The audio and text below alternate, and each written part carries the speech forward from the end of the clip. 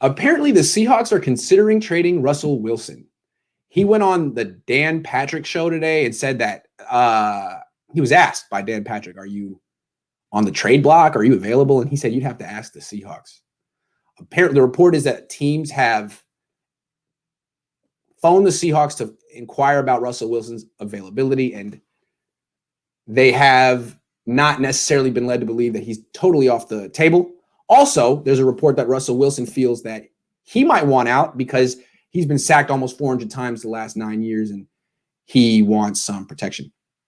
All good points. He's never going to get protected in Seattle because he's making $37 million a year, and they just can't afford to get an offensive line. Their right tackle is basically a backup. I mean, it's worse. It's not worse than the Niners, but it's right there with the Niners. It's a terrible offensive line. So I think this is actually possible. I think the Seahawks are seriously considering trading Russell Wilson, as they should be. I tweeted this a month ago after they lost in the playoffs. They need to trade this guy because they have tried every possible formula with Wilson, making all this money to get back to the Super Bowl, and failed every year. Every year they lose in the first or second round of the playoffs because their offensive line isn't good enough. Period. Every year. And it's not going to get any better. So they should consider trading him. I said 2 years ago they should trade him for Kyler Murray when Kyler Murray was coming out of the draft. Maybe if they had Kyler Murray the last 2 years, the Seahawks would have won a Super Bowl. Because Kyler Murray is very similar to Russell Wilson, but he makes a lot less money. They didn't do that. Now they're considering trading Russell. What would be a suitable trade package for Russell Wilson? Well, he's a great player. To me, he could do everything Patrick Mahomes does if he were on the Chiefs. He's been held back by, mediocre coaches and mediocre coordinators. I'm not going to say anyone by name because today's this particular day. Anyway, Russell Wilson. What if they traded him right now to the Jaguars for the number 1 pick so they could take Trevor Lawrence? Is Trevor Lawrence as good as Russell Wilson? No, but he's way cheaper. Then if the Seahawks got Trevor Lawrence, they could afford to get like a starting caliber offensive line. That's the upside. Surround them with a good defense. They actually might be able to go further. The question is, would Jacksonville do that trade? I don't know if they would. If I were running that team, I wouldn't. I'd rather have Trevor Lawrence on the rookie deal than 32-year-old Russell Wilson who's lost a step and makes all that money. But I'd think about it because here's the thing about Russell Wilson. He's another one of these quarterbacks that I've been mentioning all offseason who are in this class of highly paid guys who are too expensive for their current team, but would be manageable on a new team because the new team doesn't take the prorated bonus in the deal. I've been talking about it with Vish, Coach Johnson, everyone on my show. And we mentioned Matthew Stafford right off the bat. We mentioned Matt Ryan, Aaron Rodgers. Never occurred to us Russell Wilson. Wow, the guy was right in front of us in the same division. He definitely qualifies, as we're seeing now. Let's look at Russell Wilson's contract.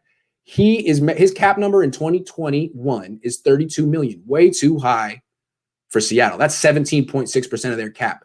They couldn't win this year with him making 15.5%. It's too high. So yeah, they should trade him. The team that takes him doesn't have to worry about his prorated bonus, which is $13 million a season. So in 2021, on a new team, his cap number would be $19 million. $19 million. He'd be one of the more affordable quarterbacks in the league on a new team. In 2022, his cap number would be $24 million, which is reasonable for Russell Wilson. And in 2023, his cap number would be $26 million, which is still less than what Jimmy Garoppolo is making now. I would imagine any team that traded for him would probably extend the deal before 2023 and wouldn't have to pay him that $26 million cap number. So what you see is that he is a tradable asset. Teams should want this guy. He is better for other teams financially than for the Seahawks. So maybe they can't work it out with the Jags for Trevor Lawrence. But here's where it gets interesting. Could and should they trade him to the Jets for the number 2 pick? Right? Because Robert Saleh coached Russell Wilson. They have history. Pete Carroll doesn't want to work it out with Russell Wilson. Maybe Robert Saleh does. And the thing about getting Russell Wilson, it's a guaranteed 10 wins a year. So now Robert Saleh has job security. Maybe Pete Carroll, terrible drafter that he is, looks at the draft this year and says, you know what? Give me Justin Fields. I can win with Justin Fields. Good luck, Pete. I can see Pete doing that. I can see Pete trading Russell Wilson to the Jets and Robert Saleh for that number 2 pick and other stuff too. Maybe a first next year as well. Obviously a first next year. If Stafford went for 2 1s, then so would Russell Wilson. But I think that's kind of interesting. I'm trying to think of teams that could be interested in Russell Wilson. Jaguars, yup. Jets, yup. Texans, yup. Watson for Wilson. This is very interesting. How about the Packers? Could they do a Packers? Could they do a Rodgers for Wilson straight up? The Colts are always interested in quarterbacks. They need a quarterback. The Panthers are in the market and they have an asset to give. You know where I'm going with this, right?